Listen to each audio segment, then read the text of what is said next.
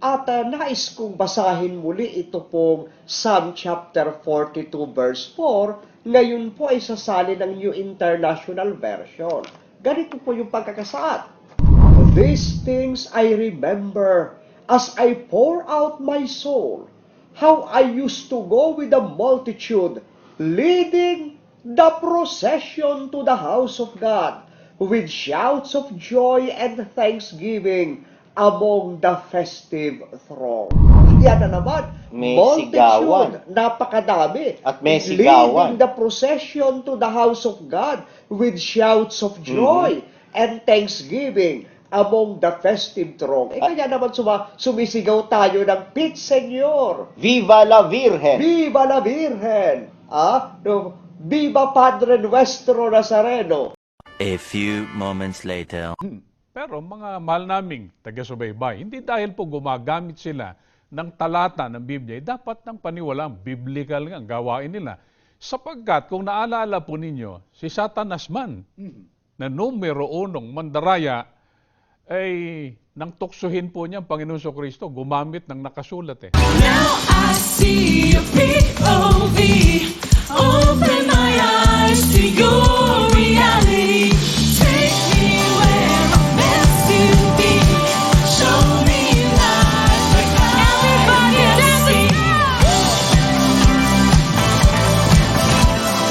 Dito sa Factbusters!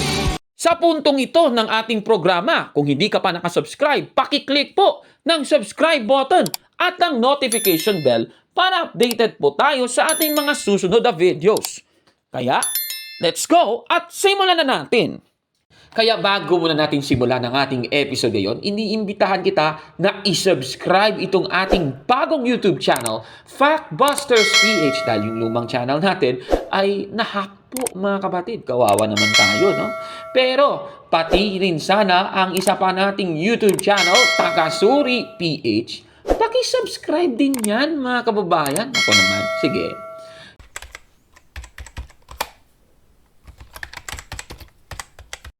Magandang araw mga kapatid and welcome na naman sa isang bagong episode ng Factbusters PH. Sa unang Tesalonica, Kapitulo 5, versikulo 17 hanggang 18, kailangan po nating magpasalamat sa ating Panginoong Diyos sa lahat po ng pagkakataon. At ginagawa po yan ng mga Katoliko tuwing merong pista. Pinapasalamatan ng ating Panginoong Diyos sa kapistahan, lalong-lalo na sa Sinulog Festival, na ang isa po sa dumalo dyan ay ang actress at Filipino host na si Kim Chiu, mga kapatid. At naging host po si Kim Chiu sa programang It's Showtime noong 2020, mga kababayan. At alam natin na palagi pong nakipiesta ang actress na si Kim Chiu sa Sinulog Festival ng Cebu City. Kagaya nitong noong 2024 na nakiisa po si Kim Chiu sa pamamagitan ng pagsusuot ng mga damit in line sa Sinulog Festival, mga kababayan. Ang ganda ni Kim Chiu dyan, ano? Ang ganda niya. At noong 2025 ay nakisali talaga siya sa parada sa Sinulog Festival, mga kababayan. Larong-larong po yan, nakikita nyo po sa screen. Ngunit may mga gustong siraan si Kim Chiu at ang iba pang mga Katoliko sa pagdiriwang ng kapistahan sa Iglesia Katolika kagaya ng Sinulog Festival, mga kababayan. Sa ating episode ngayon, tatalakayin natin itong mga paninira ng isang sektang pangrelihiyon sa Iglesia Katolika, partikular itong mga kapistahan na nagaganap sa Iglesia Katolika. At isa na nga dito sa mga kapistahan ay ang Feast of Santo Niño na ipinagdiriwang po sa Cebu tuwing Enero at sa iba't iba pang lugar sa bansa. Meron ding Feast of Santo Niño. Sa ating episode ngayon ay tatalakayin natin kung biblical ba ang mga kapistahan, mga kababayan.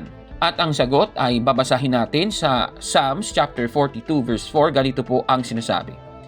These things I remember as I pour out my soul, how I used to go to the house of God under the protection of the Mighty One with shouts of joy and praise among the festive throng.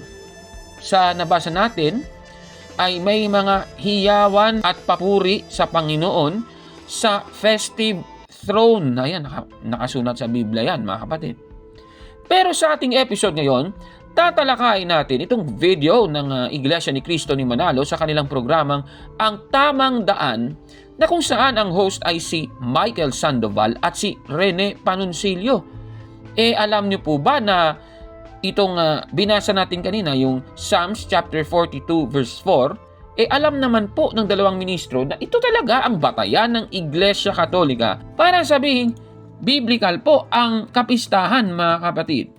At katunayan, panoorin po natin ang video na ito. At bukod yan, ano pa po ang talatang pinagbabatayan ni na Mars, si Attorney Marwil at ni Father Abe ng Simbahang Katoliko, para po patunayan nila na yung kanilang isinasagawang pagpuprosesyon ay nakabatay daw po o nakasalig sa Biblia. Nagbabatayan din lang, kapatid na Michael, ang awit 42:4.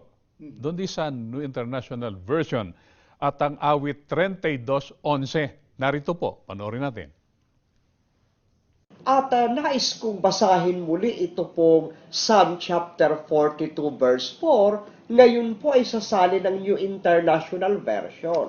Ganito po yung pagkakasaad. These things I remember as I pour out my soul, how I used to go with the multitude, leading the procession to the house of God, with shouts of joy and thanksgiving among the festive throng. Yan na naman, May multitude, sigawan. napakadami. At may sigawan. Leading the procession to the house of God with shouts of joy and thanksgiving among the festive throng. Kaya naman sumisigaw tayo ng Pit Señor, Viva la Virgen! Viva la Virgen! Viva Padre Nuestro Nazareno! Yan po naman ay meron pa pong isang patunay sa banal na kasulatan, kaya po hindi naman po pala masama yung pagsihiyaw, lalo na sa panahon ng prosesyon, sapagkat ito'y nagpapakita lamang ng kagalakan o kasiyahan ng ating puso. Ang narinig po natin ay usapan, kapatid na Rene, nung dalawang Catholic defenders. Si Attorney Marwil at saka po yung Father Abe ng Simbahang Katoliko. Ang isa pa pong talata ng Biblia na ginamit naman ni Mr. Abe, yun yung paring Katoliko, to justify yung kanilang isinasagawang prosesyon ng Iglesia Katolika, yun yung nakapaloob sa awit 42:4, kapatid na Rene. Para palitawing, gumagamit sila ng talata.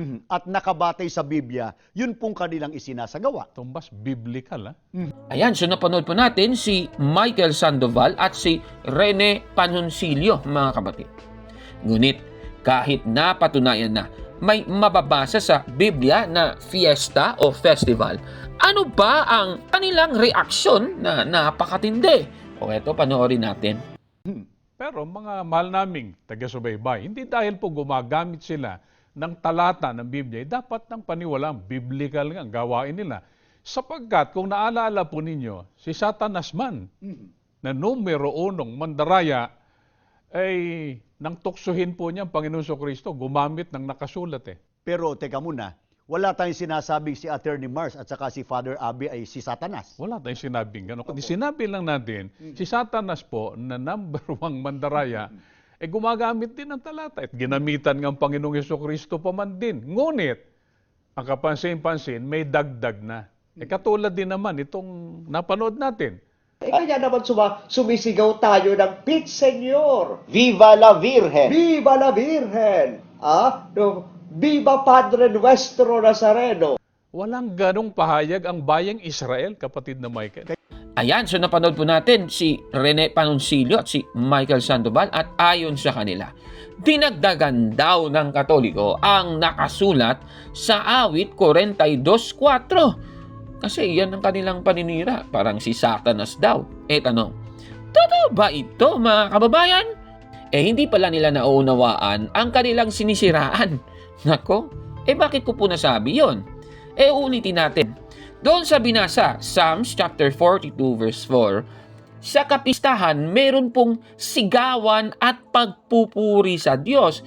Yung ginawa lang ng dalawang host sa programang Know the Truth, hinahalin tulad lamang ng dalawang Catholic defenders na sina Father Abe Arganyosa at si Attorney Marwil Yasos ang nasa talata na siyang nangyayari din sa kapistahan ng Iglesia Katolika katulad ng Feast of Santo Niño. Siguro para mas maunawaan nila, sige, basahin natin sa Tagalog, ano? Ganito po ang sabi. Ang mga bagay na ito ay aking naaala-ala at nanglulumo ang aking kaluluwa sa loob ko. Kung paanong ako'y nagpatuloy sa karamihan at pinatnubayan ko sila sa bahay ng Diyos na may tinig ng kagalakan at pagpupuri, na siyang karamihan na nagdidiwang ng kapistahan. Dito sa talata, ang nagdiriwang ng kapistahan, mayroon silang tinig ng kagalakan at pagpupuri. Ihanintulad po nila ito sa kapistahan na nangyayari sa Iglesia Katolika. Grabe naman ito. Napaka-malisyoso naman ng dalawang ministrong ito. Pero ano ba ang pangungutya nila sa pagtawag ng mga Katoliko na Pit Senyor? Eto, panoorin natin. Kaya ang pahayag po mismo kanina ni Attorney Mars, Kaya po hindi naman po pala masama yung pagsihiyaw, lalo na sa panahon ng prosesyon, sapagkat ito'y nagpapakita lamang ng kagalakan o kasiyahan ng ating puso. teka, sa lalo po ikaliliwanag, nabanggit nyo kanina, ano ba ibig sabihin po nung tinatawag na Puwet Senyor? Hindi puwet, kundi Pit Senyor. Sorry po, Pit Senyor. Dito kasi sa terminong ito, kalam ko karaniwang ginagamit ito sa mga lugar ng mga Cebuano, Opo. Bisaya. Pagka ating inalam, ano kahulugan no? Nakatumbas nun ay pakiusap, pagsusumamo sa isang ribulto, halimbawa ng Santo Niño. Kaya nga sa isang artikulo ng Catholic Filipino-Australian Gold Coast, ay may ganitong pahayag Now the word pit in Pit Senyor is a shortcut of the word sangpit, which means to plea or pleading or calling the Santo Niño to grant our prayer o prayer request. Ang katumbas nun, isang shortcut ng salitang sangpit. Sangpit, yun ang buong termino pag-aalam po dito sa kanilang binanggit na paliwanag. Opo. Pinaiksi, Pit Senyor. Kaya Makatwid, humihingi o nakikiusap sa tinatawagan nilang patron. Pero bate po sa talata ng Bibliang kababasa nyo lang, kapatid na rin tama po ba na humingi ng tulong, mamintuho, manalangin sa harap ng larawan o ribulto o kaya ng sino mang patron? Kabawal-bawalan nga, gumawa ng larawan Hindi lalo na pagkagumat, doon na nalangin ng tao. Kaya nga, makikitang isinasayaw, itinataas ng mga Katoliko sa kanilang prosesyon ang imahen o rebulto ng tinatawag nilang Santo Niño. Maging ang mga iba pang patron, kapatid na Michael, ng Iglesia Katolika, ipinoprosesyon. Pinapasan nila yon. Ang iba, inilululan sa karo o kaya sa sasakyan. Total, nabanggit nyo po, inilululan sa mga karo, sa sasakyan. Bakit po ganun? May binabanggit po ba ang Biblia sa gayong mga imahen o mga larawan at nakabatay po ba sa aral ng Diyos ang pagsasagawa ng prosesyon na kung saan ay pinapasan yung mga imahen, isinasakay doon sa mga karwahe, o di ba, minsan doon sa mga jeep at iba't iba pa. Sa Biblia, ganitong ating mababasa. Sa Isaiah 46, 6 hanggang 7, binuksan nila ang kanilang sisidlan. Ibinuhos ang mga gintong laman at nagtimbang sila ng pilak. Umupa sila ng panday ginto at nagpagawa ng Diyos-Diyusan. Pagkatapos ay niluhuran nila ito at sinamba. Pinapasan nila ito para dalhin sa ibang lugar. Pagkatapos ay ibabalik sa kanyang lalagyan. Mananatili ito roon at hindi makakikilos. Dalanginan man ito'y hindi makasasagot ni hindi makatutulong sa panahon ng bagabag. Ganito pong ating nasasaksiyan sa mga prosesyon ng mga larawan o ribulto ng mga patron ng mga Katoliko. Mula simbahan, inilalabas ang mga ito. Pinapasan. Ang iba, isinasakay sa karo o kaya sa ibang mga sasakyan. Pagkatapos, ibabalik din sa simbahan. At doon nananatili. At ang ginagawa ng mga tao ron, gaya ng binasa natin sa Biblia, dinadalanginan ng mga ito, ngunit hindi naman makasasagot, ni hindi nga makatutulong sa panahon ng bagabag. Ayon po sa kanila, mali na humingi daw ng tulong sa larawan o rebulto na si Santo Niño. At yung batayan, Isaiah 46:6 hanggang 7. Grabe naman talaga ito, mga kababayan, ano? At hindi ko na po babasahin kasi nabasa na po yan kanina nila, no? So, tanong, totoo ba ang kanilang sinasabi? Sige nga, susurihin nga natin. Doon sa kanilang kinote, Isaiah 46:6, kung mapapansin, yung ginawa po ng mga tao na tinutukoy sa Isaiah 46:6-7 ay gumawa sila ng Diyos-Diyosan. Diyos-Diyosan pala ang tinutukoy sa talata na pinagawa, mga kapatid. Pero tanong, paano ba natin masasabi na ang isang imahen o larawan ay Diyos-Diyosan ayon sa Biblia?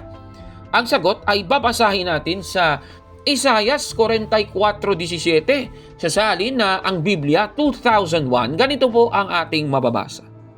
At ang nalabi ay ginagawa niyang Diyos ang kaniyang Diyos-Diyosan. Kanya itong niluluhuran at sinasamba, dinadalanginan at nagsasabi, iligtas mo ako sapagkat ikaw ay aking Diyos. Napakaliwanag po ng ating nabasa. Yung Diyos-Diyosan, ginawa po niyang Diyos yun.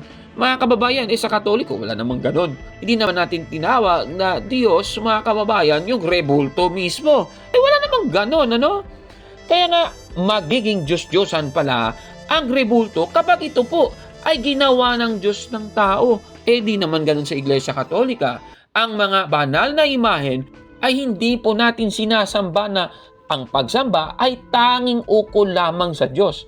Nasa Catechism of the Catholic Church, paragraph 2132 yan. Ang dangal na ipinatutungkol sa mga banal na imahen ay hindi pagsamba na tanging ukol lamang sa Diyos. Napakaliwanag po, mga kababayan. Ngayon, ang susunod na tanong, ang lahat ba ng larawan at rebulto ay Diyos-Diyosan ayon sa Biblia? Ang sagot, mababasa natin sa 1 Corinto 8:4, ganito po ang sabi. Kaya nga, tungkol sa pagkaing inihandog sa Diyos-Diyosan, alam nating ang mga Diyos-Diyosan ay larawan ng mga bagay na di totoo at alam nating iisa lamang ang Diyos. Napakaliwanag po. Ang Diyos-Diyosan, larawan ng mga bagay na di totoo. Mga kababayan, ako naman. At binanggit na rin nila si Santo Niño, kaya ang gagawin natin, sasagutin na rin natin ang tanong. Larawan ba ni sino ang rebulto ni Santo Niño? Sino ba yon? Di, Biblia rin ang ating tatanungin. Babasahin natin ang Luke chapter 1 verse 35 ng New American Standard Bible. Ganito po ang mababasa. The angel answered and said to her, the Holy Spirit will come upon you, and the power of the Most High will overshadow you. And for that reason, the Holy Child shall be called the Son of God. Sa nabasa natin, ang Holy Child daw ay tinawag na Son of God. Sino ba itong Son of God? Alam naman natin si Kristo po yan. Ibig sabihin, ang Holy Child, base sa Luke 1:35, na tinawag na Son of God, si Kristo po yun, mga kababayan. Ngayon, para masagot na diretso ang tanong, tignan natin ang phrase na Holy Child sa Spanish Bible translations. Tignan natin ha. Dito po sa salin na La Biblia de las Americas na nakikita nyo sa screen, ang Holy Child sa Spanish ay Santo Niño.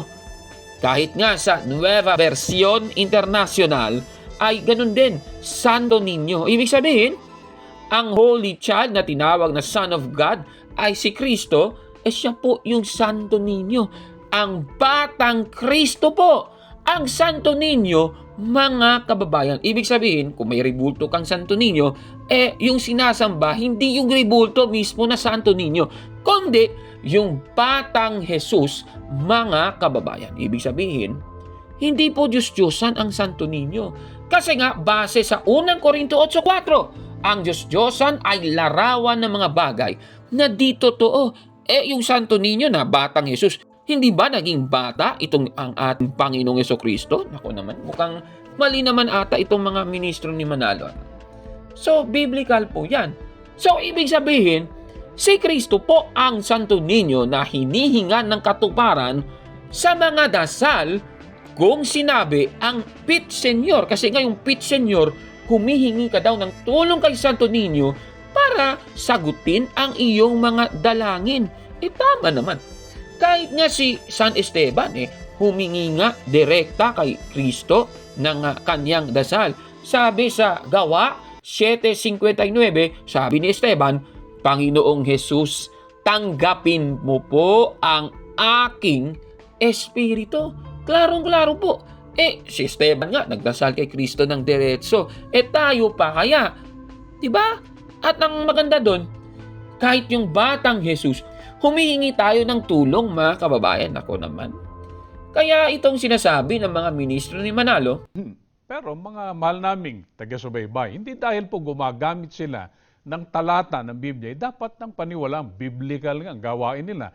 Sapagkat kung naalala po ninyo, si Satanas man, na numero 1 mandaraya, ay nang tuksuhin po niya ang Panginoon Kristo, gumamit ng nakasulat A few moments later. Pero bate po sa talata ng Biblia ang kababasa nyo lang, kapatid na rin tama po ba na humingi ng tulong, mamintuho, manalangin sa harap ng larawan o ribulto o kaya ng sino mang patron? Kabawal-bawalan nga, gumawa ng larawan Hindi lalo na pagkagumat, doon na nalangin ng tao. Kaya ang masasabi ni Cabornok, busted, yan, mali. Mali po lahat yan. Ngunit, ano naman ba ang paninira nila sa ginagawang ito ng Iglesia Katolika? O eto, pakinggan natin sila. Teka po muna. Ang binanggit po sa talatang binasa ninyo, yung terminong Diyos-Diyusan. Diyos-Diyusan.